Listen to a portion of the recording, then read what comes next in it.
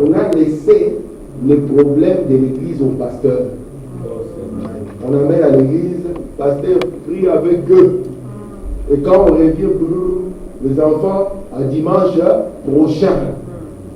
C'est la raison pour laquelle les familles sont mauvaises. Amen. Alléluia. Amen. Gloire à Dieu. Toi, madame me dit,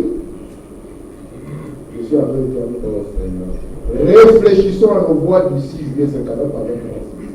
Si vous n'êtes pas des chrétiens, pourquoi ne vous abandonnez pas à Christ maintenant? À quoi sert-il de fonder un foyer si ce n'est pas un foyer chrétien? Dieu marié. Oh, ok. Est-ce que c'est mauvais? Non. La Bible dit que c'est quelque chose de louable. Maintenant, dans ton objectif du foyer, dans ta projection d'une famille, qu'est-ce que tu cherches? À quoi sert-il de fonder un foyer si ce n'est pas un foyer chrétien? Commencez cela maintenant. Commencez cela. Tout le monde. Donc, si vous voulez commencer un foyer chrétien, ça signifie que le père doit être chrétien, non? Et que la mère doit être chrétienne. Pourquoi tu veux l'épouser? Elle est jolie. C'est la seule critère que tu as, mon frère. J'étais en train de parler à mon fils Israël hier. Je lui ai dit, tu sais, il y a des gens qui veulent épouser une femme parce qu'elle est grande de taille, parce qu'elle est petite de taille, claire de peau, sombre, je ne sais pas moi. Je dis, mais avec le temps, je dis, moi chaque jour, ce que je vois de ta mère, ce n'est pas ni sa taille, ni sa couleur de peau. Je vois les caractères qu'elle a chaque jour. C'est ce que je vois. Écoutez-moi bien. À quoi sert-il de fonder un foyer si ce n'est pas un foyer chrétien? Nous voulons avoir des foyers chrétiens. Et c'est ce qui va produire des grands hommes. C'est là où ils auront l'influence d'un père pieux, d'une mère qui est pieuse, qui pourra se tenir sur le principe de Dieu et dire vrai ce qui est vrai et faux ce qui est faux. Amen.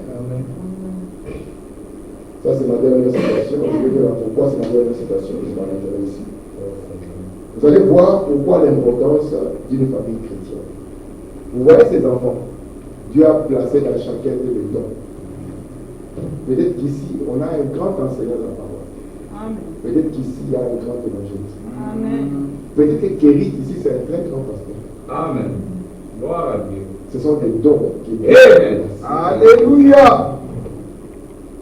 Lorsqu'on avait amené un bébé devant Frère, c'était Joseph, c'était un enfant.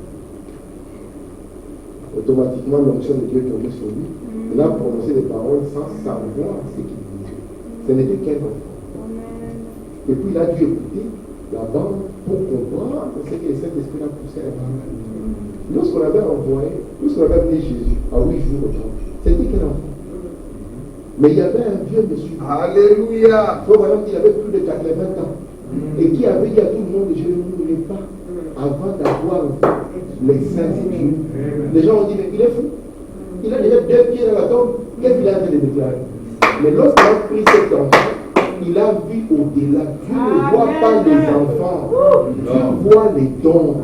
Il dit à Jérémie, avant que tu ne sois même formé dans le vie, je te connaissais. Alléluia. Alléluia. Et moi, j'étais établi prophète. Ne dis pas je suis un enfant, c'est que Dieu de la parole. Maintenant, ici, Paul dit à Timothée de stimuler les dons qui étaient en lui, qu'il tenait de sa grand-mère. Les dons qu'on a vu en Timothée a traversé Élie, sa grand-mère, Élie, sa mère, et ces dons étaient manifestés maintenant dans Timothée. Parce que le Dieu de la parole ne peut pas accepter que maman Loïs soit prédicatrice. Non, ni grand-mère Loïs, ni maman Eunice, personne ne s'est béni directement. Nous voyons cela dans Hébreux chapitre 7.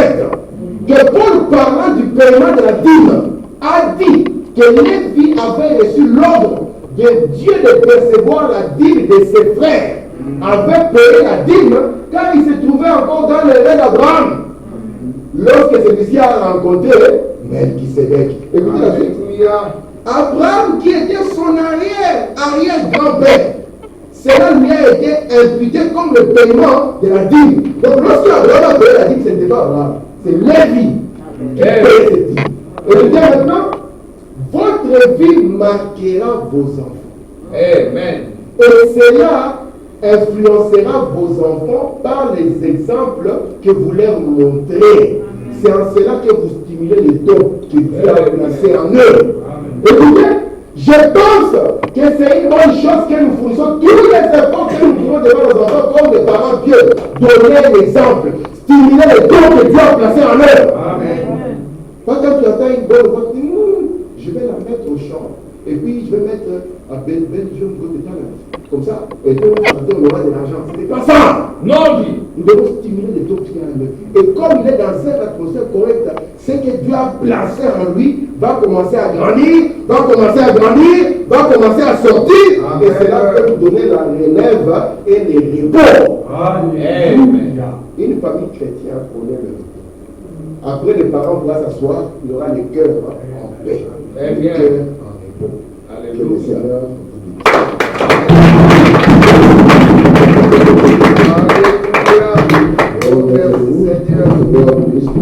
Amen. Et que la Pentecôte soit le partage de nos foyers, n'est-ce pas? Amen. Et ton Saint-Esprit, Père, surtout en ce jour particulier, soit le partage. Alléluia. Accorde, Père bien-aimé, oh Dieu, toutes les qualités, Seigneur, d'une fille de Dieu. Amen. Seigneur, dans notre soeur. Et lui, Père, oh Dieu bien-aimé, tout ce qu'elle fait dans sa maison. Amen. Et lui, Père, l'influence qu'il donne sur les enfants, Père. Alléluia. Et au-delà de tout, Seigneur, toi qui connais les cœurs, est-ce que tu puisses lui accorder le désir de son cœur? Amen. Et tu as abandonné sa vie, Seigneur. Oh Dieu. Père bien-aimé, tu as promis, Seigneur, que si nous faisons un pas vers toi, tu feras un pas vers nous, Seigneur. Il a fait un pas vers toi, oh Dieu. De lui montrer ta vie, Seigneur. Et combien cela est bon de servir le Seigneur. Amen. Bénis son mari, Seigneur. Amen. Bénis les enfants, oh Dieu. Oh Dieu. Et fais de cette famille une grande lumière dans la contrée où tu les as placés. Alléluia. Oh Dieu de grâce, qu'ils soient comptés parmi les grandes dames de la parole. Et dans un même Seigneur, les pitres vivants et déployés devant les hommes. Garde la maladie loin d'elle, Seigneur. Garde les malédictions loin d'elle, Seigneur, oh Dieu. C'est que ton Saint-Esprit, que ta grâce, oh Dieu, que ta miséricorde, oh Dieu, puisse couler abondamment sur elle. Nous l'abandonnons à Alléluia. réclamant davantage de toi, oh Dieu bien-aimé, et beaucoup de bénédictions. Alléluia. Oh Père bien-aimé, que les miracles, Seigneur, ta grâce puisse accompagner sa vie, qu'il puisse en être ainsi, alors que nous l'abandonnons à tes mains pour encore une vie de service et une vie d'abandon au nom du Seigneur.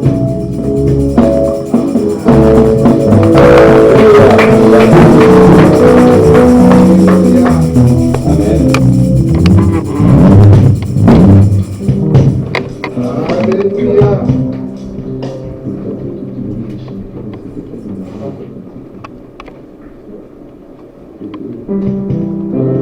Ok.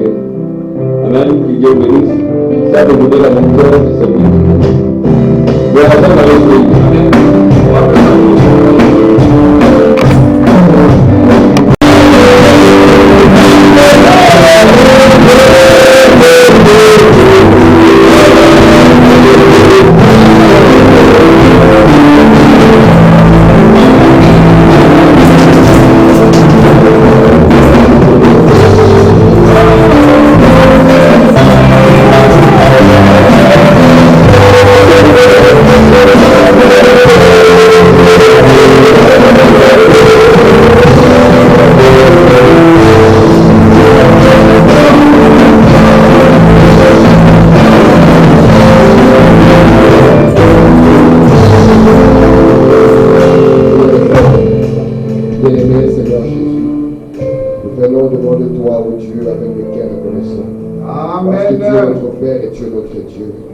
C'est toi, Seigneur, qui nous a aimés lorsque nous ne pouvions pas être aimés. C'est toi, Seigneur, qui est venu vers nous alors que, oh Dieu bien-aimé, nous n'avons aucune chance. C'est toi, Père bien-aimé, qui a lancé, Père bien-aimé, ton amour qui a produit Jésus-Christ. Et Nous sommes ici, Père, pour juste te dire merci, Seigneur.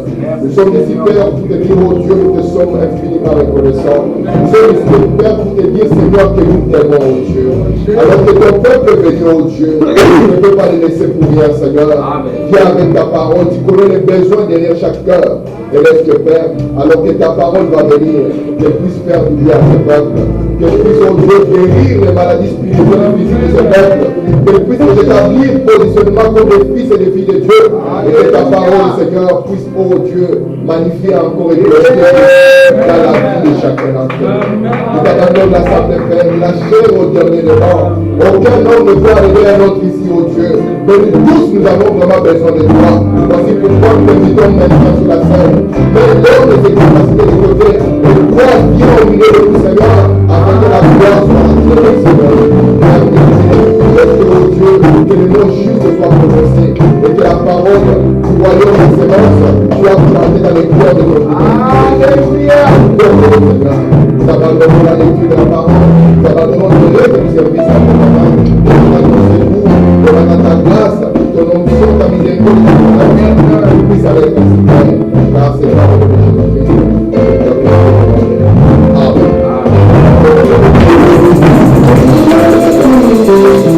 Alors que nous sommes encore debout, nous allons lire la parole rapidement. Nous serons dans Galates chapitre 4. Nous allons lire le premier et le deuxième verset, Galates, tous ensemble. Or, aussi longtemps que l'héritier est enfant, j'ai dit qu'il ne diffère en rien d'un esclave, quoiqu'il soit le maître de tout. Mais il est sous des tuteurs et des administrateurs jusqu'au temps marqué par le Père. Lisons encore dans Proverbe 13, le verset 24. C'est lui qui ménage sa verge et son fils, mais celui qui l'aime cherche à les corriger. Amen. Lisons encore Hébreux 12. Car le Seigneur châtie celui qui l'aime, et il frappe de la verge tout ce qu'il reconnaît pour ses fils. Supportez les châtiments. C'est comme des fils que Dieu vous traite. Car quel est le fils qu'un père ne châtie pas? Et terminons ici avec Proverbe 9. Châtie ton fils et il te donnera du repos. Amen. Et il procurera des délices à ton âme. Amen. Amen. Que Dieu ajoute des bénédictions à la lecture de la parole. Bonsoir. Je vous salue encore une fois au nom du Seigneur Jésus. Je suis content de vous savoir encore là, afin que nous puissions continuer à ce que nous avons commencé. Comme vous le savez, nous avons commencé un petit enseignement que nous avons intitulé La vie des grands hommes. Pourquoi la vie des grands hommes? Parce que nous considérons qu'avec un tel message, nous devons construire des grands hommes. Frère Benjamin, Dieu te bénisse. Je suis content de te voir au milieu de nous. C'est ta maison ici.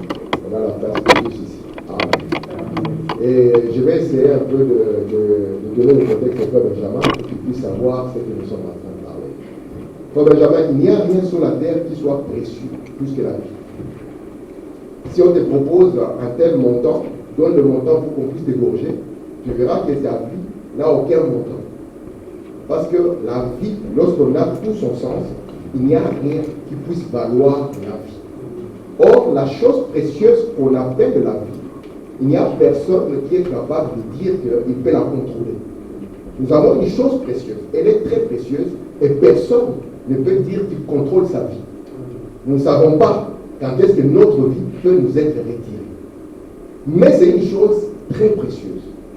Voici pourquoi, si j'étais un milliardaire, que je t'ai donné ma carte de banque en te disant, fais-en ce que tu peux, c'est sans limite, tu serais un homme insensé si tu la gardais en poche sans en faire quelque chose.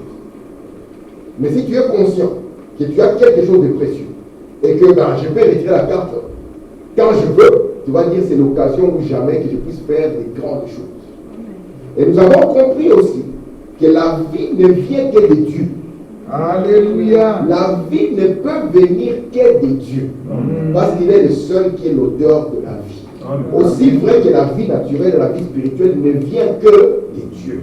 Et nous sommes conscients que cette chose précieuse qu'on appelle la vie, qu'il donne à chacun, il ne la donne pas pour qu'on puisse simplement la gaspiller. Non. Il la donne pour qu'on puisse en faire quelque chose d'important. De sorte que même si notre vie s'arrête maintenant, que nous puissions dire, Seigneur, de cette chose précieuse que tu m'as donnée, qu'on appelle la vie, voici ce que je fais. Et nous avons compris que ce qui est important en réalité, ce n'est pas le nombre de jours que nous avons sur la terre, mais plutôt ce que nous faisons pendant les jours qui nous sont donnés sur la terre. Jésus est considéré comme le plus grand des hommes. Ce n'est pas parce qu'il a vécu longtemps. En réalité, Jésus n'a pas vécu longtemps. Il n'a vécu que 33 ans. Mais ce qu'il a fait durant ces 33 années a impacté tellement le monde que nous voulons aussi marcher sur les mêmes traces. Parce que lorsque nous parlons des grands hommes, moi Benjamin, aujourd'hui un grand homme c'est celui qui a l'argent. C'est ce qu'on va dire, voici un grand monsieur. Mais ici nous sommes en train de parler selon le langage de Dieu. Alléluia. Parce que Jésus n'était pas celui qui avait l'argent. Lui-même dans la parole il dit quoi? Il dit les renards ont des danières, mais le Fils de l'homme n'a pas de vie. Et quand Jésus a formé les disciples après lui, c'était aussi des grands hommes, parce que toute la Bible en réalité, ce n'est que la vie des hommes. Mais les hommes qui ont marché avec Dieu, vous devenez grand, c'est quand vous marchez avec Dieu. Vous n'êtes pas grand en dehors de Dieu, peu importe ce que vous avez. Nous avons vu par exemple un homme comme Pierre dire à une firme, je n'ai ni or ni argent. Mais Pierre était un grand homme, mais j'ai quelque chose de lui. Et ici aussi nous venons pour que nous devenions aussi des grands hommes. Parce que nous devons marcher sur les mêmes traces que le Seigneur Jésus. Amen. Et le modèle que nous allons avoir, vous savez, dans la vie, pour que nous puissions réussir, nous devons apprendre le modèle chez Dieu lui-même. Parce que aussi longtemps que nous prenons le modèle chez Dieu, alors nous sommes certains que nous marchons dans le succès. Amen. Et nous avons compris que cette chose précieuse qu'on appelle la vie, Dieu l'a confiée à un être. La première personne à qui Dieu confie la vie, c'est la maman. Vous le croyez? Amen. Mais vous allez voir que Dieu, dans tout ce qu'il fait, il est fait dans un certain ordre. Dieu est le premier d'abord à être un parent. Est-ce que vous le savez? Amen. Parce que la Bible dit au commencement, Dieu créa les cieux et la terre. Mais si vous prenez la tradition originelle, elle vous dira au commencement, Elohim créa les cieux et la terre. Et qui est Elohim? Elohim est celui qui existe par lui-même. Celui qui n'a pas été créé, mais il existe par lui-même. Et Elohim, il va devenir Jéhovah. Qu'est-ce que signifie Jéhovah? Ça signifie Dieu avec sa famille. Donc le premier à être père, le premier à avoir une famille, c'est Dieu lui-même. Et si nous voulons nous aussi réussir, même au niveau de nos familles, nous devons premièrement regarder comment Dieu a conduit sa maison, comment Dieu a conduit sa famille, et que nous aussi, nous puissions conduire nos maisons et nos familles de cette manière-là. Vous savez que Moïse, tout ce qu'il faisait, il prenait pour modèle ce que Dieu lui montrait. Il n'a pas construit le tabernacle selon ses pensées, mais la Bible lui a dit, fais-le selon le modèle que tu vois. Jésus, lorsqu'il était sur la terre, il ne faisait rien de lui-même. Il prenait les modèles chez son père. Le fils ne fait rien, mais il ne voit que, premièrement, ce que fait le père. Et nous aussi, Paul nous a dit quoi? Soyez mes imitateurs. Non pas parce que moi je suis Paul, mais parce que moi aussi je prends le modèle sur Christ. Amen. Et c'est pour cela que la dernière fois nous avons compris que quand Dieu amène une femme, la manière dont la vie devrait commencer, parce qu'aujourd'hui nous sommes dans un monde perverti, la manière dont les choses devaient commencer, Dieu a créé le premier couple sur la terre. Il a créé un papa et une maman. Amen. Donc nous sommes des descendants. Alléluia. Et le père c'était Adam. Et la mère c'était Ève. Et vous allez voir que Ève est celle qui devait porter la vie. Et nous avons eu tout le temps ici de montrer la responsabilité de la maman. La maman a une responsabilité incroyable dans ce que sera un homme. Parce que nous sommes en train de parler de la vie des grands hommes. Nous avons pris pour modèle la maman de Moïse. Nous ne pouvons pas parler de Moïse sans voir l'impact de sa mère dans sa vie. Ce que ces enfants seront, c'est ce que les mamans auront fait d'eux. Et Frère Branham me dit, nous pouvons parler de John Wesley, ce grand homme qui a sauvé le monde dans son temps. Pourquoi? Parce qu'il a eu une maman qui craignait Dieu. Et je vais vous dire, mes enfants, que la merveilleuse chose que vous pouvez avoir sur la terre et pour laquelle vous devez remercier Dieu, c'est avoir une maman pieuse qui craint Dieu et qui vous parle de Jésus. Amen. Est-ce que ça va jusque-là? Alors nous avons vu que pour que la vie vienne, cela devrait commencer par le mariage. Vous voyez ça? Est-ce que vous le croyez? Amen. Nous ne croyons pas aux unions libres. Ce n'est pas la volonté de Dieu. Ce n'est pas la manière de faire de Dieu. C'est Dieu qui a commencé par un homme. Et il a pris cet homme, il lui a donné une femme. C'est pour cela que le mariage appartient à la maison de Dieu. Le mariage, ce n'est pas un garçon qui croise une fille dans une rue et lui dit viens, on va cohabiter. Cela n'existe pas dans la volonté de Dieu. Vous voyez, le mariage, ce n'est pas deux personnes. Le mariage, c'est trois personnes. C'est Dieu, l'homme et la femme. Amen. Si vous mettez Dieu de côté, attendez-vous à voir la catastrophe. Vous devez être certain que dans votre maison, Dieu est dedans. Frère Branham me dit, souvenez-vous que Jésus habitait chez Lazare.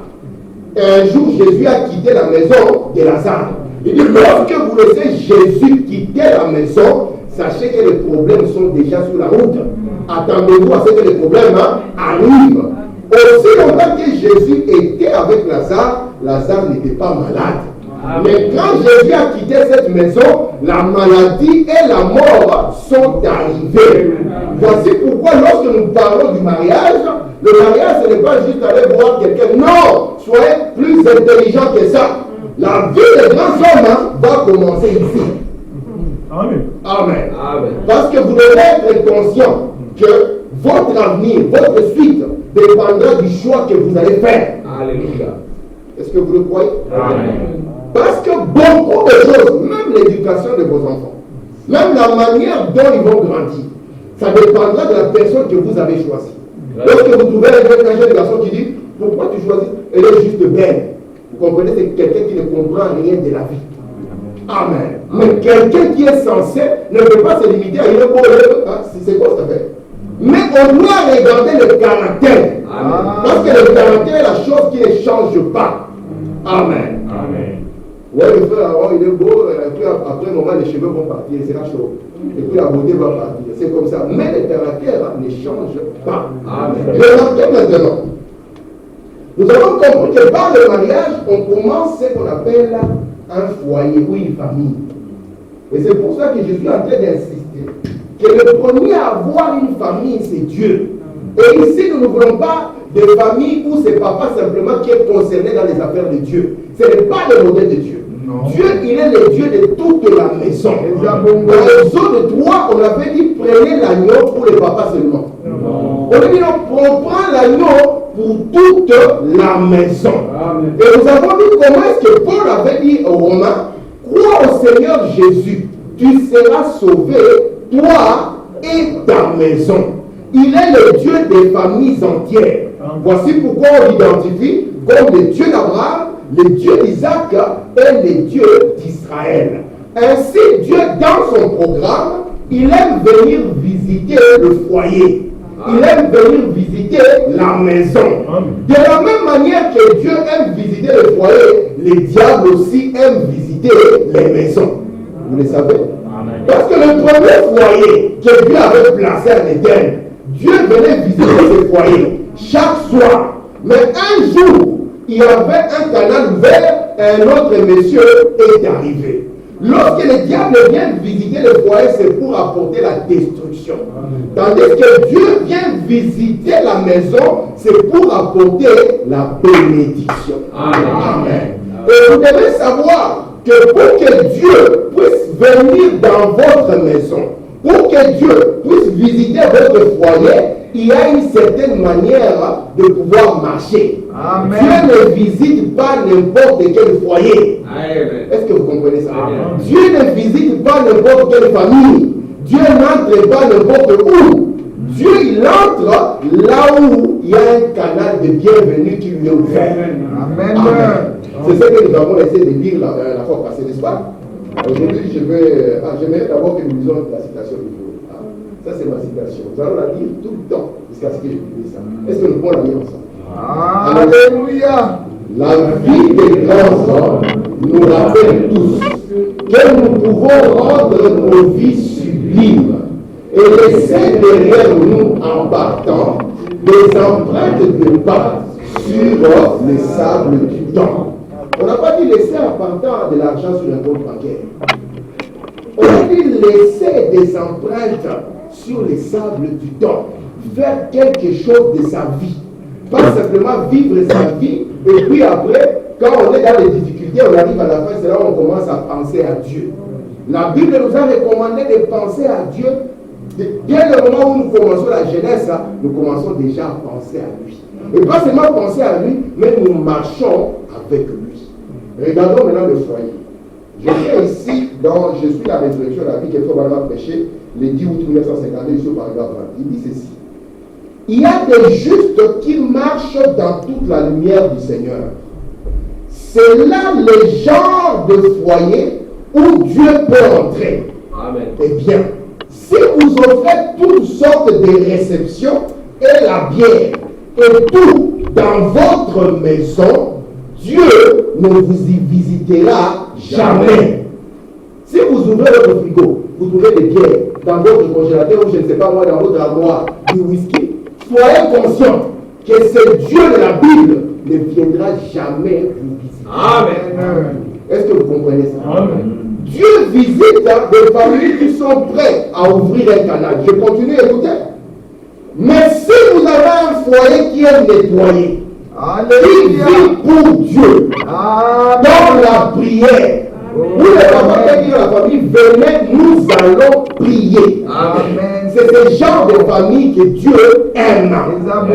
Si vous voulez que Dieu vous visite chez vous, ayez le temps pour prier. Ayez le temps pour parler de Dieu. Lorsqu'on parle de Jésus, c'est là où Jésus vient. Sur le chemin de Maïs, il parlait de lui. Et lorsqu'on parle de lui, lui aussi arrive. Regardez la suite.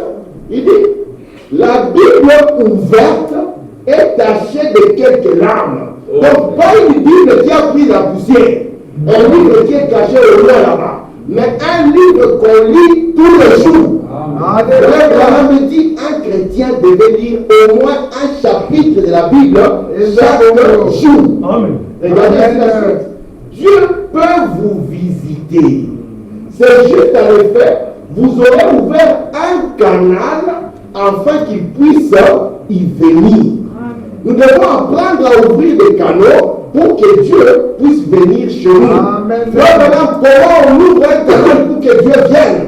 On prend la bière, on la met dehors. On prend le programme de télévision, ça, on fait quoi? On le met dehors. On prend une forme de vulgarité, on met ça où? Dehors. De sorte que Dieu soit capable de venir. Dans les temps anciens, quelqu'un pouvait dire, un ange m'a parlé. Et Frère Branham dit, ce n'était pas quelque chose d'étonnant. Mais aujourd'hui, quand vous dites à quelqu'un, oh, Dieu m'a parlé, on vous regarde comme ça. Amen. Parce que Dieu est vivant, il ne change pas. Ce sont les hommes plutôt qui changent de méthode.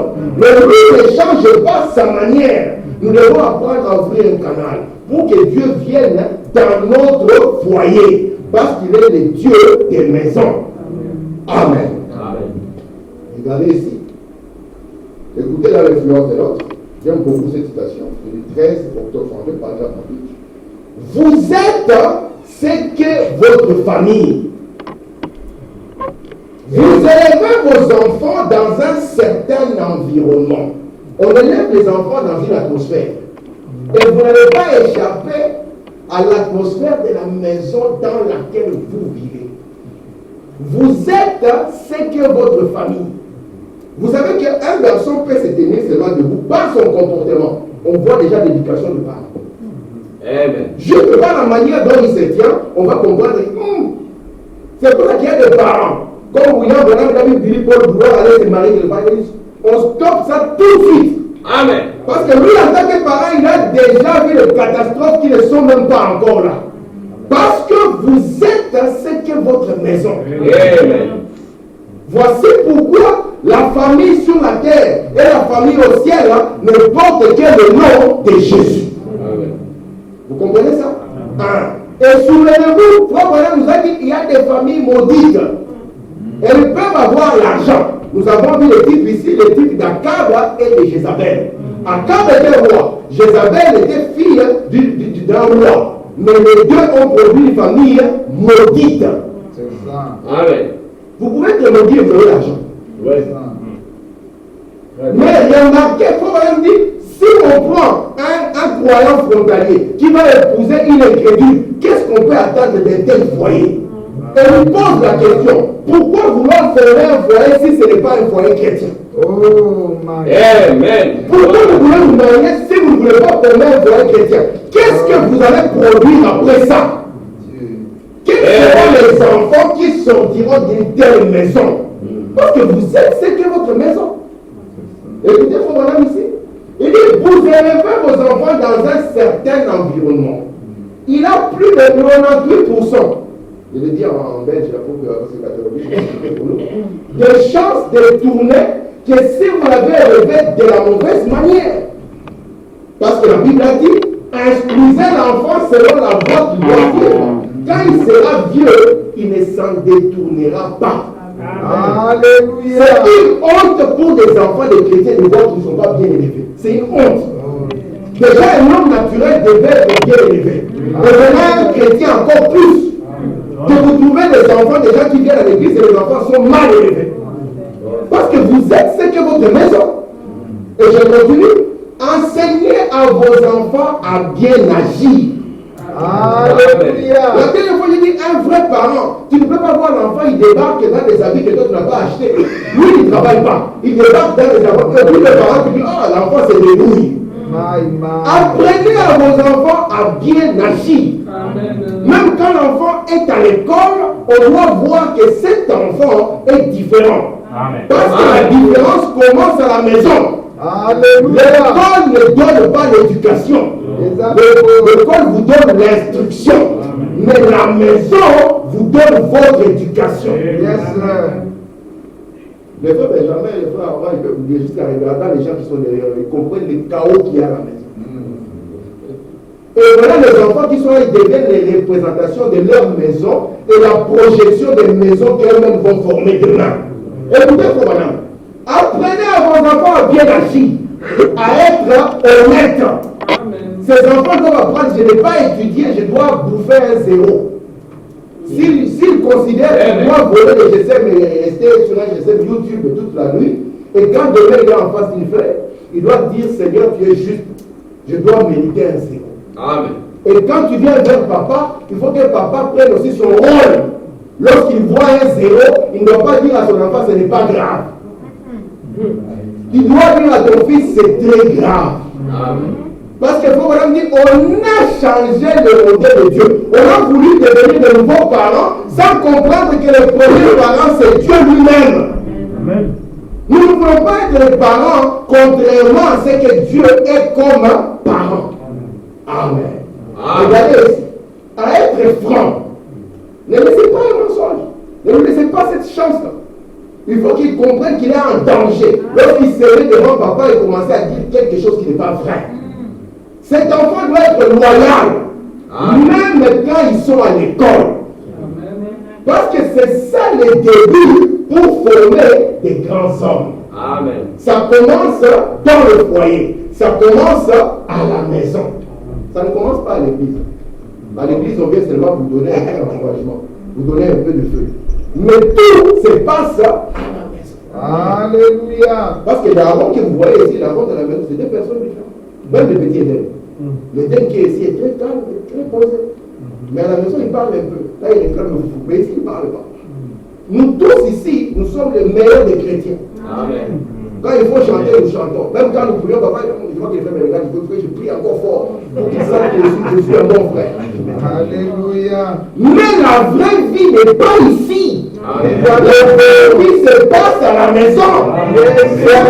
C'est là où vous menez la meilleure ou la vie médiocre. Et les premiers témoins, c'est quoi? C'est les enfants qui regardent les parents. N'est-ce pas? Les enfants qui regardent les parents et les enfants se regardent entre eux. Et quand je prêche, je dis, ça je sais, ça c'est vrai. Pourquoi? Parce qu'on sait. Amen. Regardez ce qu'il faut nous dire ici. Je vous assure, vous les parents, je suis dans la voie à laquelle Dieu a conduit.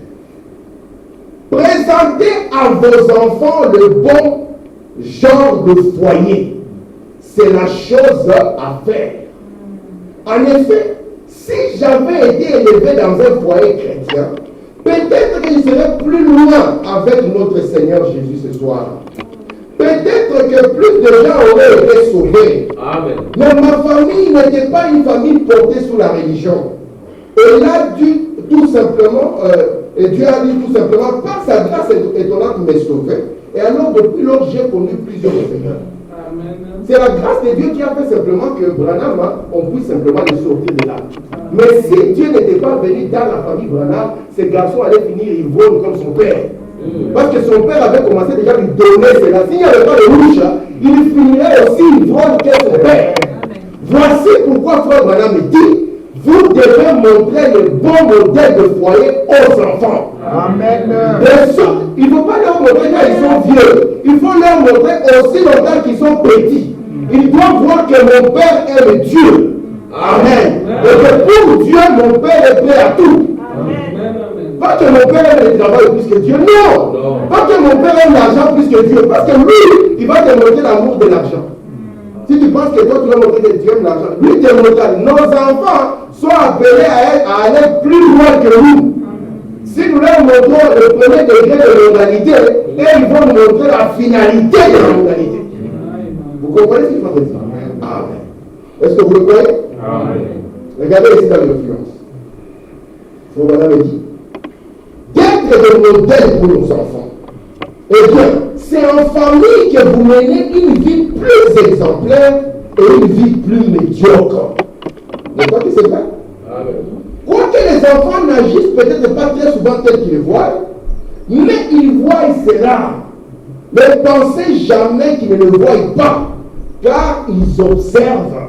Il n'y a pas que les enfants qui observent, mais le voisin aussi observe. Frère Branham va plus loin. Il dit beaucoup de gens refusent de venir à l'église. Il dit, vous savez pourquoi? Parce qu'ils ont tellement vu avec les fameux chrétiens. Oh Seigneur. Je vous posterai la citation. Je vais la mettre là. Il dit, ils ont tellement vu des chocs et des chocs. On est toujours à crier, je vais à l'église. Mais après, qu'est-ce qu'on produit? Parce qu'il n'y a pas que les enfants qui nous voient. Amen. Les voisins aussi, ils nous regardent. Tout le monde a les yeux rivés sur nous, surtout qu'il sait que nous prions. Les frères Benjamin regardent le frère Aaron. Si frère Aaron commence à nous montrer la magouille, là, tu vas entrer, regarde comment on va faire. C'est terminé. Il aura beau dire, je suis pasteur. Mais lui, dans son cœur, il connaîtra la suite. Gloire à Dieu. Amen. Donc, ce n'est pas ici où nous voulons voir la vie des frères Aaron.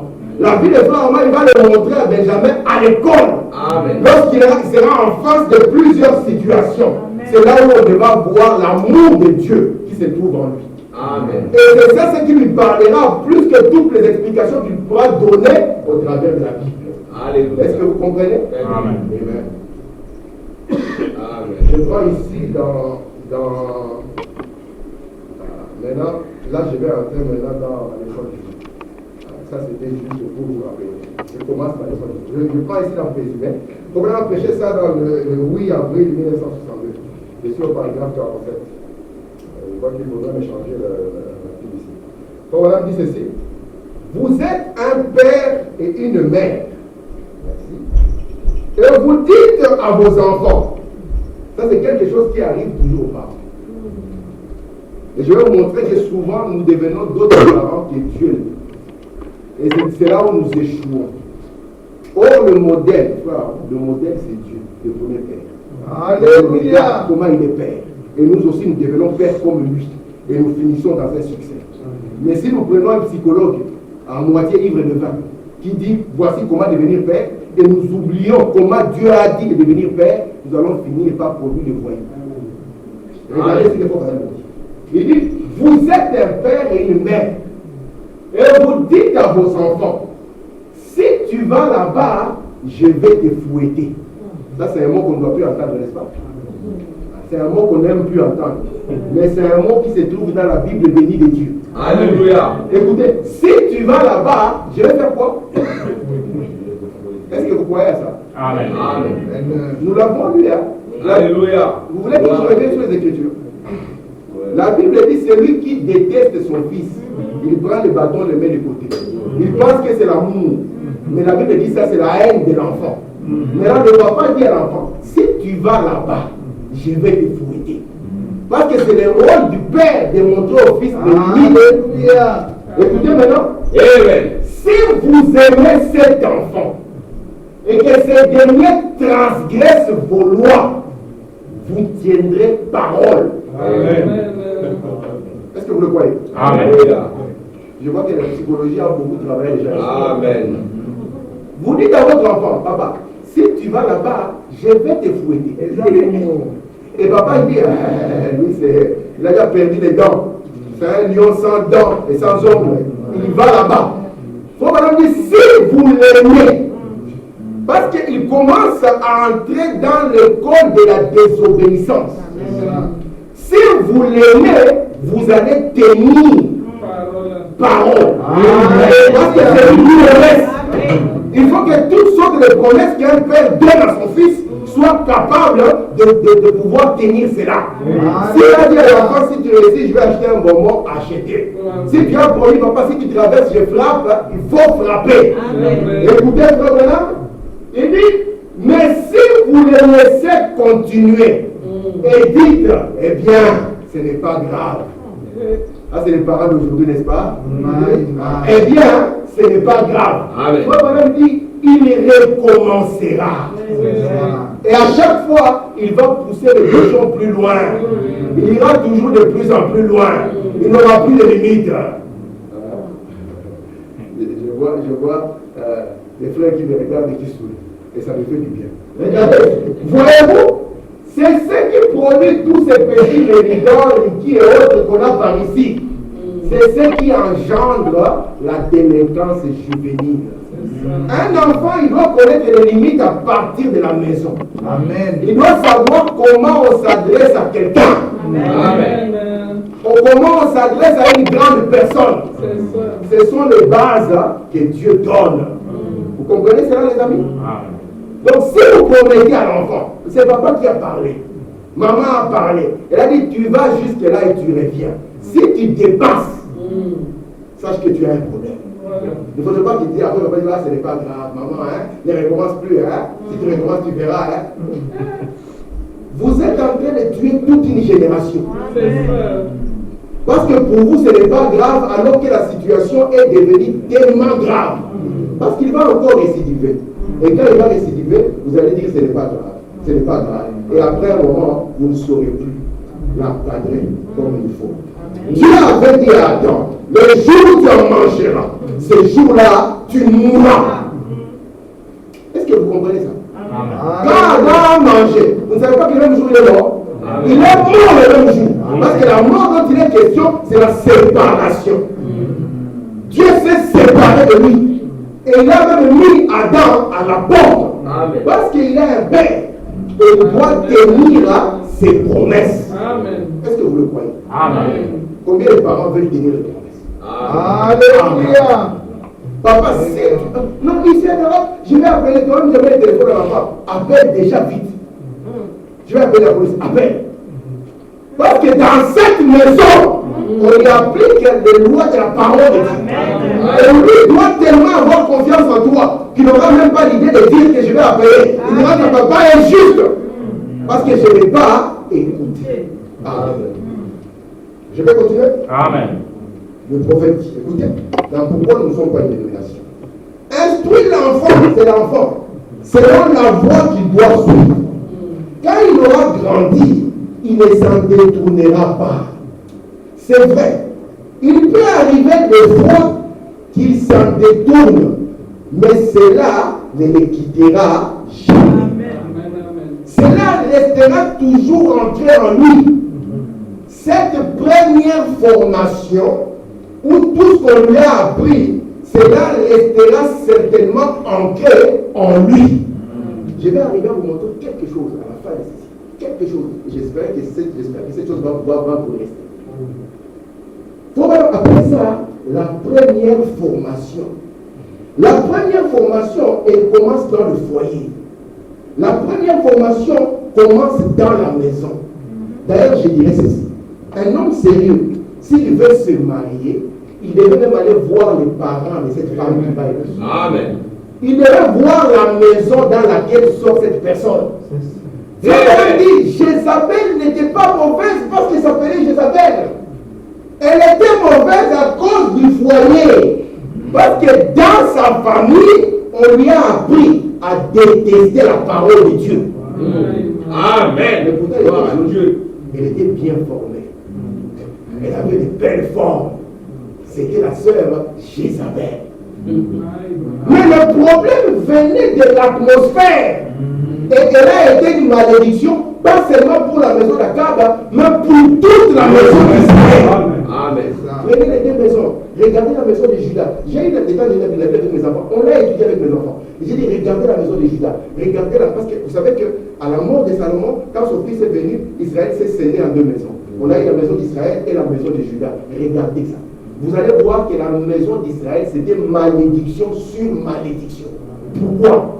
Une Jézabel est entrée dans cette maison. Amen. Est-ce que vous me comprenez? Amen. Écoutez, nous sommes dans la vie des grands hommes. Écoutez. Écoutez, dans Job, serviteur de Dieu, paragraphe 30. Ils ont besoin d'une petite formation d'enfants. C'est vrai. C'est le problème qu'a le monde aujourd'hui. Donc il y a un problème que le monde a aujourd'hui. Parce qu'on ne forme plus l'enfant. On aimera l'enfant roi. Un jour, moi, je suis entré dans une maison de croyants. Le papa et la maman sont censés être des croyants. J'ai écouté la musique rap dans la maison. Oh non. Et la maman, elle ne sait plus où faire dire. Elle dit, descendez le volume. Dans la minute qui descend, il faut casser même la radio. Amen. Amen. Comme ça, il va comprendre où il se trouve. Amen. Aujourd'hui, ce sont les enfants qui mènent les parents. Vous Vous comprenez ce que je suis en train de dire? Amen. Et en cela, les parents sont coupables. Quand vous voyez les enfants mener les parents, c'est que les premiers voyous, ce sont les parents. Or, ici, nous parlons de la famille selon le modèle de Dieu. Amen. Est-ce que vous le croyez? Amen. Écoutez, je continue. C'est le problème qu'a le monde aujourd'hui.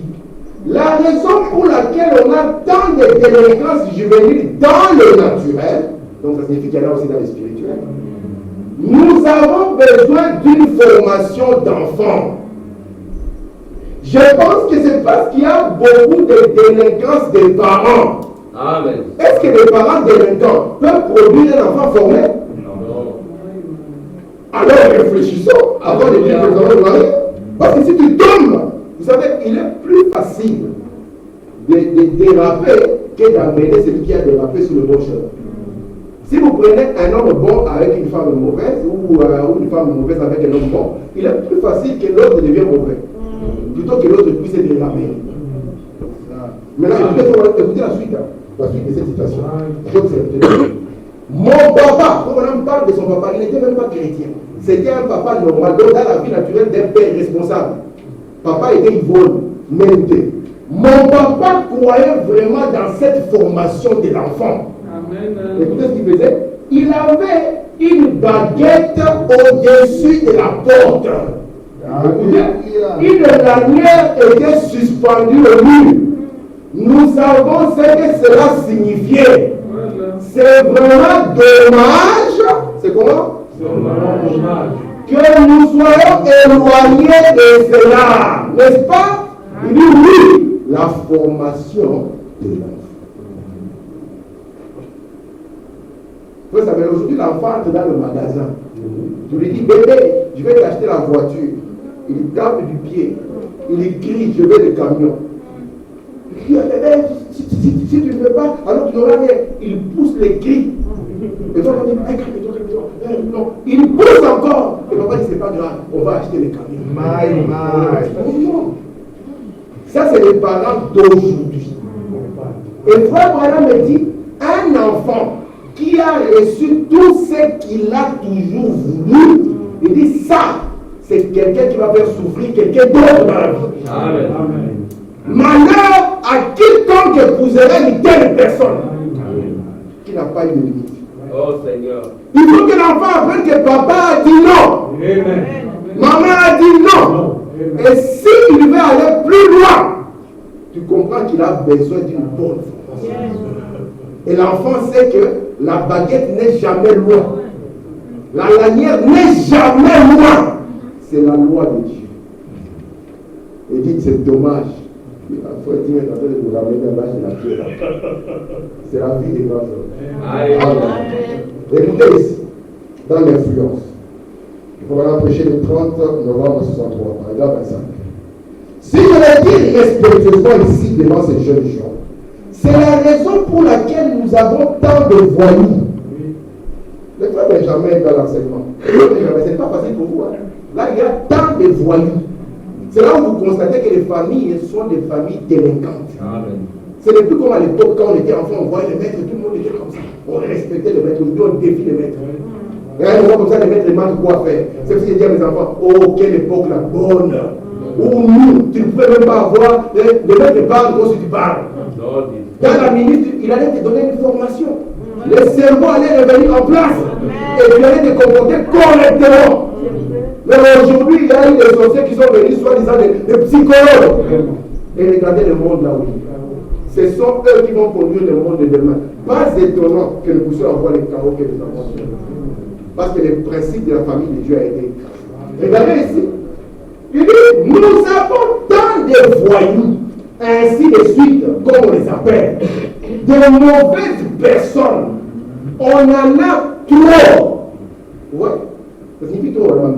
À cause de quoi? À cause de la vie de la famille par laquelle ils ont été influencés dans leur bas âge. Il a vu papa cogner sur maman. Oh Seigneur. Ou bien maman c'est le plus fort, maman frappait papa. Ça existe aussi. Il a vu une drôle d'atmosphère. Et il grandit là-dedans et devient une mauvaise personne. La famille est sacrée. C'est un lieu sacré de formation, n'est-ce pas? C'est un lieu sacré où le temps et la vie des grands hommes commencent. C'est pour ça que j'ai dit que, comme je suis à la maison, je peux parler comme ça. Ailleurs, je ne peux pas parler comme ça parce que plus je parle, plus on va diminuer le son. Et après le cantique va sortir et nous allons partir.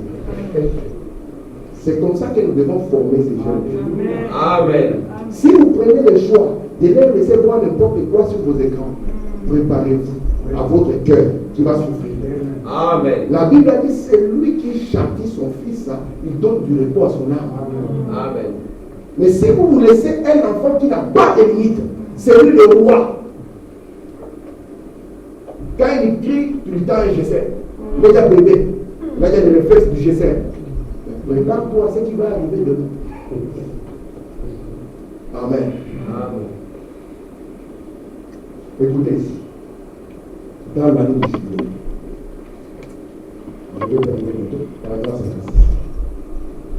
Pour les 7 ans, une année de jubilé arrivée. Maintenant, c'est un grand temps. Cela a une grande signification pour les gens d'aujourd'hui. Dans la Bible de Dieu, on comptait 6 ans.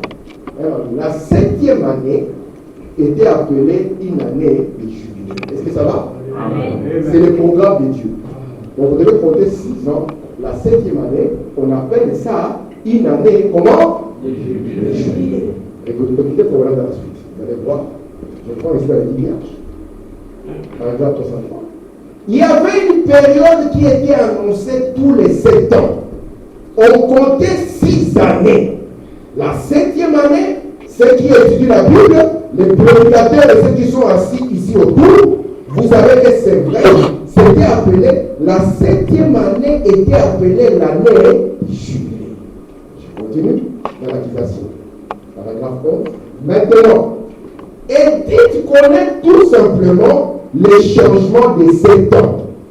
Pour les 7 ans, votre vie connaît un changement. Amen. Vous les saviez? Amen. Donc regardez, lorsque nous avons un foyer, en réalité, vous savez pourquoi les enfants vont à l'école ici à 2 ans et demi? C'est parce qu'il n'y a personne pour s'occuper. La réalité, c'est qu'ils devaient rester à la maison. Ils devaient quitter la maison vers 6 ans pour maintenant aller à l'école. Parce qu'il n'y a personne pour s'occuper à 2 ans, il faut courir aller les caser là-bas, boum, comme ça, papa et maman vont aller se débrouiller aussi. C'est des gains de Satan. Parce que vous allez voir que ces études-là ne sont pas obligatoires. Parce qu'elle arrive d'abord, le maman à chanter, à se débrouiller avec le manteau et tous les réflexes de la vie qui l'attend ici à l'Occident. Regardez un peu les frères. Ici dans le foyer, de l'enfant qui a 0 jusqu'à 6 ans, ce qu'il va recevoir chez lui, ça sera une base qui ne le quittera pas. Amen. C'est pour ça que je vous ai dit, on parle d'une éducation de base, n'est-ce pas? Amen. Et vous savez très bien que si quelqu'un rate cette éducation de base, même si après il grandit, c'est quelque chose qu'il ne pourra plus récupérer. C'est ici on apprend à l'enfant à dire merci. C'est ici on apprend à l'enfant à dire bonjour, à dire s'il vous plaît, à dire pardon, à dire je dors. On est en train de placer une base dans l'enfant. C'est pour ça que la Bible dit instruis l'enfant. On n'instruit pas quelqu'un qui est déjà comme Aaron, mais on instruit quand il est encore enfant. De 0, c'est encore une émission de 0 à 2 ans, il est dans la petite enfance, vous comprenez?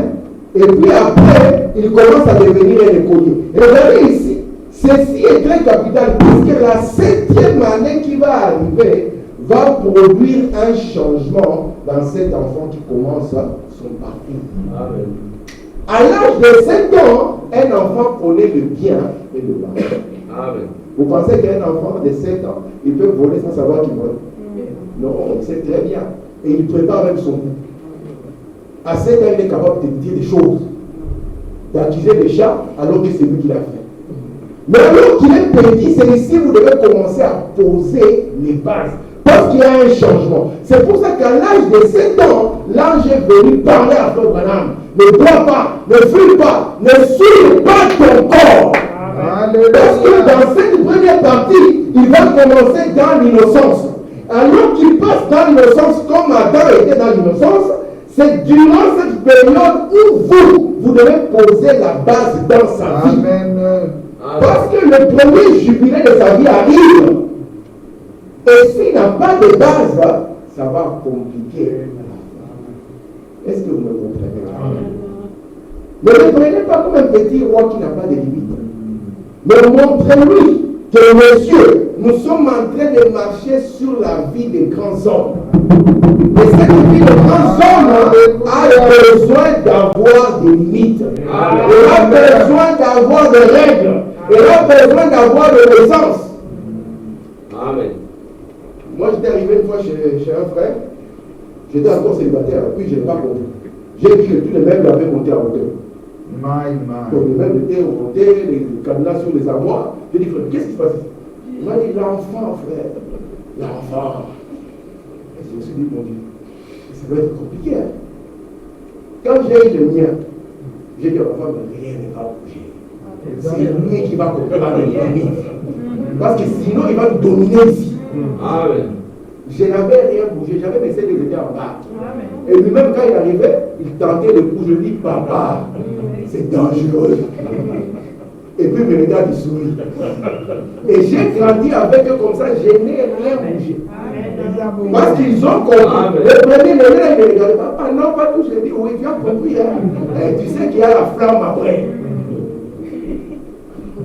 Parce qu'un enfant qui ne grandit pas sans limite, Dieu, nous en tant que enfants, il nous montre les limites. Il nous dit que tu mets quelqu'un visiter ton foyer. Bonne Dieu! Tu choisis soit la présence de l'ange, soit la présence de la Vierge.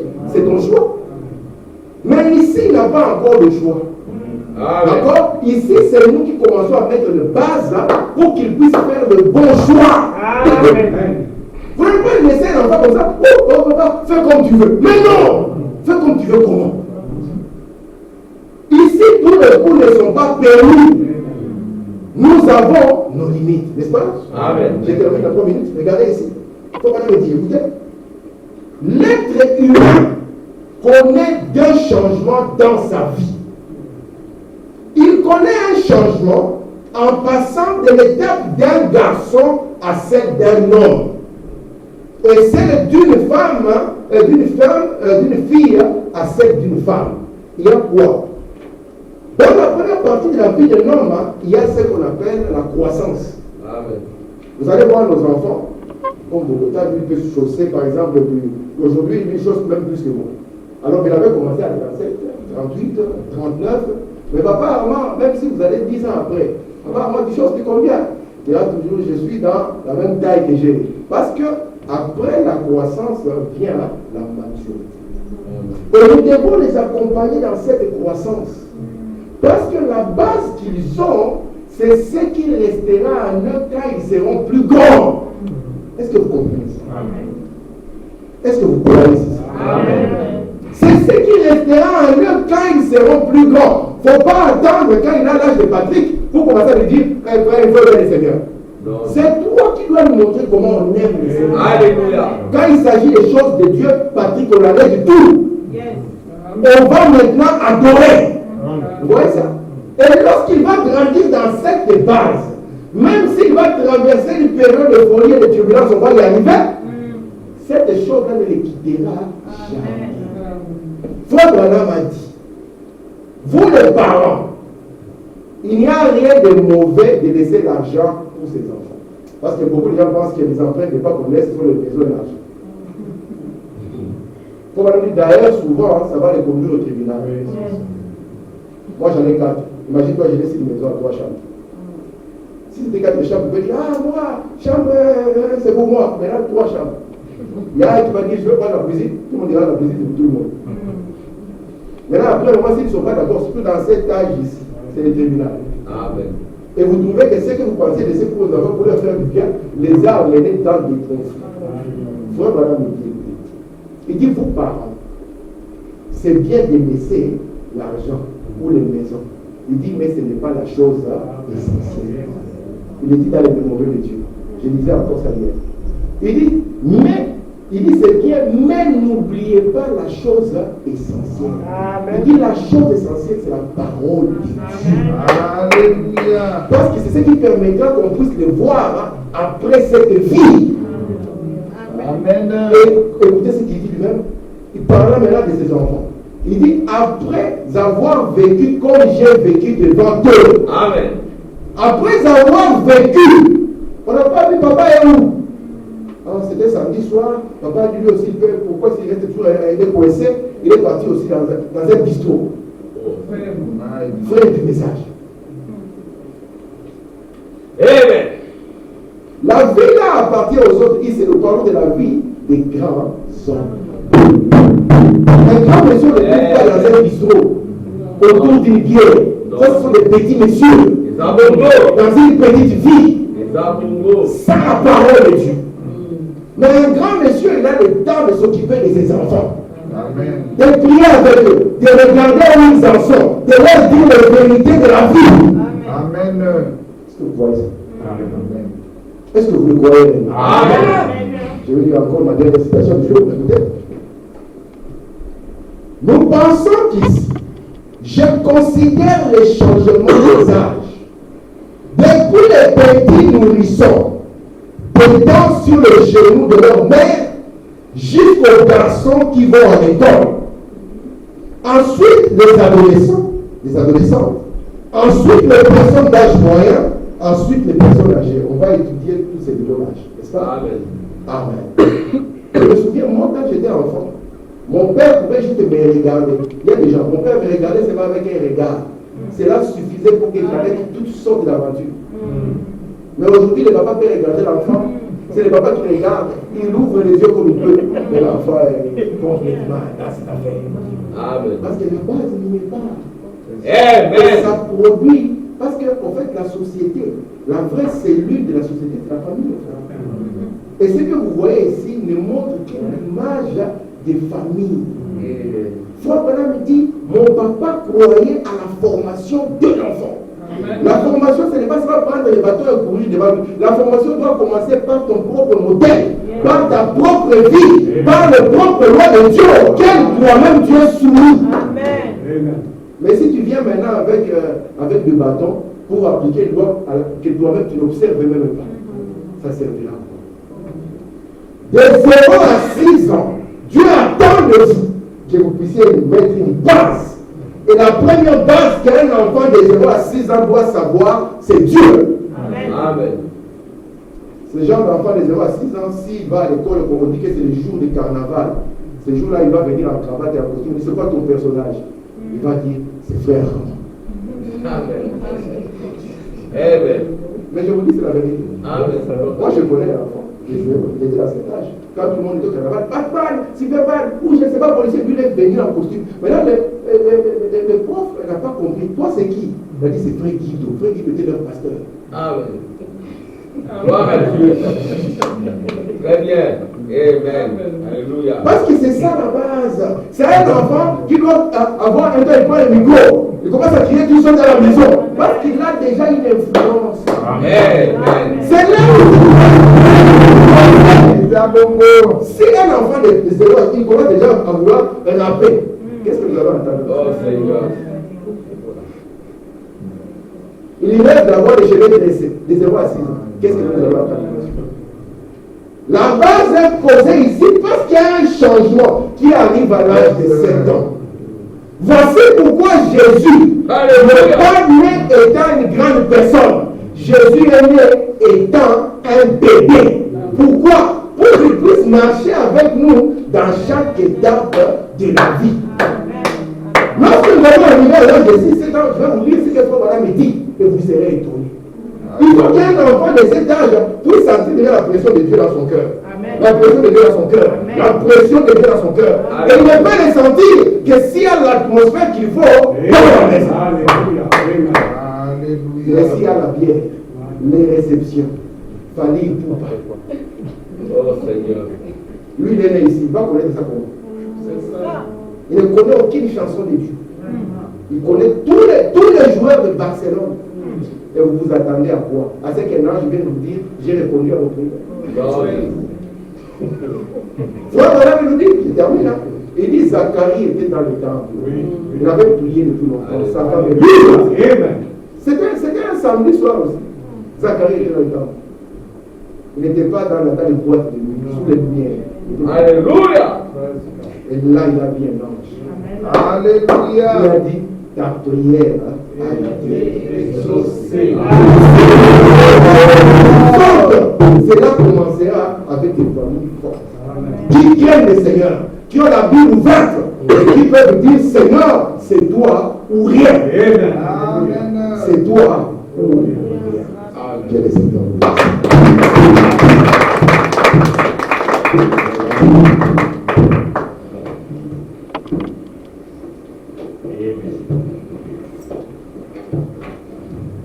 Alléluia.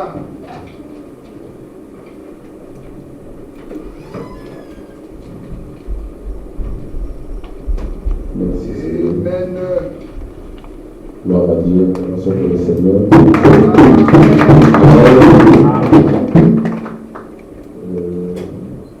Nous allons chanter.